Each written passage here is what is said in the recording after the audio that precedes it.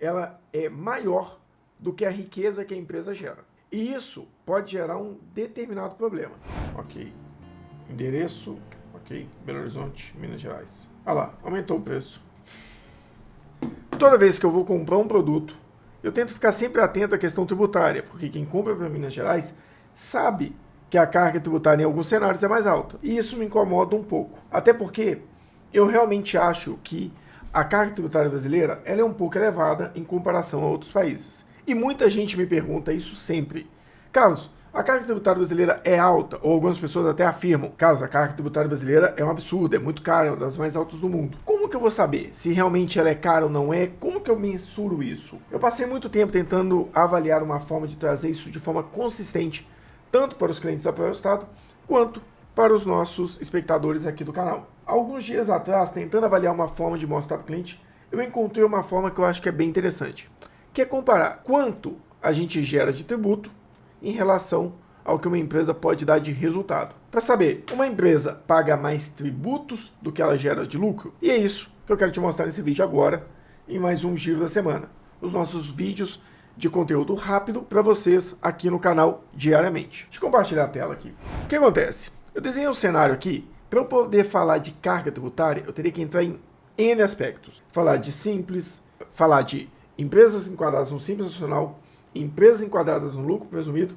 empresas enquadradas no lucro real, falar de DIFAL, falar de regime especial, falar de PTA, falar de pauta, de ICMS, então ficaria caótico. Eu vou falar das empresas de lucro real, que é pelo menos as empresas maiores, mais estruturadas e que boa parte das compras que você faz sai de alguma dessas empresas, sai de alguma empresa enquadrada no lucro real. Então só para a gente entender aqui, como funciona o lucro real?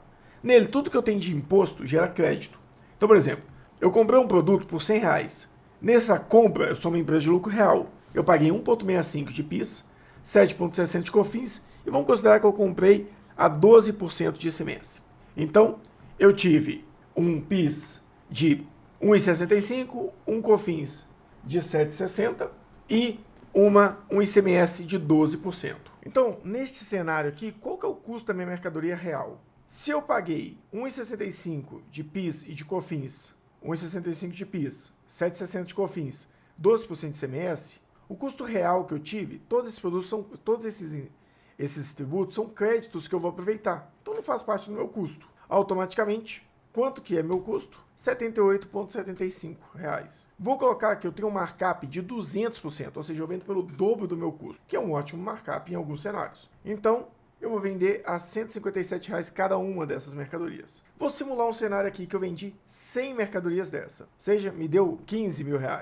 Vou pagar de PIS, COFINS, o mesmo carga tributária, então agora eu pago sobre o meu faturamento, já que eu aproveitei o crédito lá no imposto, lá no custo. Vou pagar 1,65 de PIS, 7,60 de COFINS, 12% de ICMS. Ou seja, minha carga tributária só aqui daquilo que eu faturo já são 21%.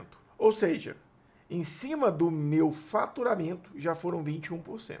Agora eu vou tirar o meu custo, R$ 78 vezes 100 mercadorias, R$ 7.875. Me sobram R$ 4.500. Vamos colocar que eu tenho uma despesa aqui de R$ 2.000, lucro antes dos impostos, R$ 2.500. 34% de impostos sobre esse valor de lucro, automaticamente me sobram R$ 1.168. R$ 1.668. Mas quanto que eu paguei de imposto? Vamos avaliar aqui. Eu paguei R$ 4.206. Agora, vamos pegar só pelaquela ideia da margem ali, vamos pegar o seguinte cenário. Eu comprei esse produto R$ 78 e eu vendi esse produto por R$ 157.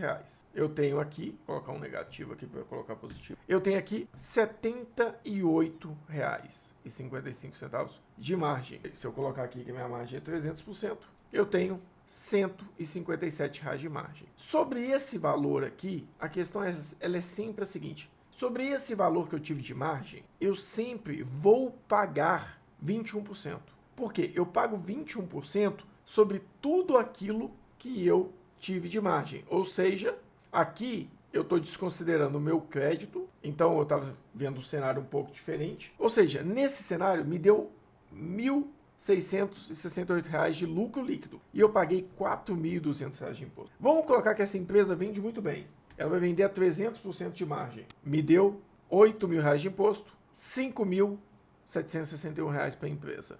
Se eu vendesse isso a 600% de margem, por mais que aproximava, ainda o lucro da empresa é menor o valor que eu pago de imposto. Se eu colocar isso a 1.000%, você vai ver que quanto mais eu vou diluindo aqui as minhas despesas, mais próximo vai ficando o lucro líquido do valor do imposto. Então, nesse cenário aqui, o que você pode avaliar é que sempre o governo vai ter uma rentabilidade maior, o resultado que a empresa tem sobre a operação dela. É claro, em alguns cenários, quando você começa a chegar a soma dos impostos sobre o faturamento estiverem super inferior a, tipo, 32% da margem, ou seja, que você tivesse uma margem muito superior a 1.000%, vamos colocar que daria superior a 1.000% aqui, você começaria a ter um lucro líquido maior do que a soma dos impostos. Porém, isso é uma coisa quase irreal,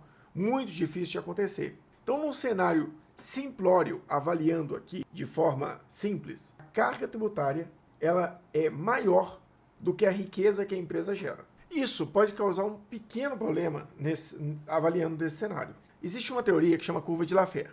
Ela é um pouco complicada de entender, mas o que ela fala? Ela fala que se o governo aumentar a taxa de imposto dele, a tarifa, o percentual do imposto, ele vai arrecadar mais porque ele vai pegar um maior percentual da riqueza gerada dentro do país. Porém, se ele começa a aumentar essa taxa de forma agressiva, chega um certo ponto que o imposto, por si só, vai fazer com que a economia comece a reduzir. Porque a taxa de imposto é tão grande que não sobra resultado para as empresas reinvestirem, não sobra resultado que torne o negócio interessante e as pessoas deixam de empreender. Com isso, essa taxa faz com que o faturamento do governo caia porque o volume de riqueza gerado no país vai diminuindo, porque não é mais interessante tentar empreender para gerar riqueza. Então, essa curva, ela é muito famosa porque ela apresenta este cenário. E avaliando no Brasil, um país onde hoje a nossa carga tributária ela já é superior ao valor que a empresa gera de riqueza, será que com essa nova estrutura tributária que está sendo proposta com o CBS e o IBS, que, dependendo do cenário, vão ultrapassar a casa dos 27%, lembrando que no cenário que eu mostrei dava 21%, vão ultrapassar dos 27%, e mantendo o imposto de renda e uma contribuição social na casa dos 34%, será que a soma desses fatores não vai levar o Brasil além do topo da curva de Laffer? Olhando para esse cenário, eu começo a achar que a carga tributária brasileira uma vez que o governo recebe mais do que a riqueza que a empresa gera para ela mesma. Mas cabe a cada um avaliar a partir desse vídeo ou a partir de outros conhecimentos se acha que a carga tributária brasileira é ou não é muito alta. Se você tiver opinião formada sobre isso e quiser comentar, fique à vontade de escrever aqui nos comentários, porque eu gostaria de saber realmente a opinião de vocês. A carga tributária brasileira é ou não é muito alta? Não para os padrões internacionais, mas para a lógica realmente do mercado e maturidade que a gente tem no Brasil. O brasileiro paga ou não paga muitos impostos? Fica aqui a nossa dúvida e até o próximo vídeo. Como que eu vou planejar a minha estratégia sem ter previsibilidade sobre a economia do país?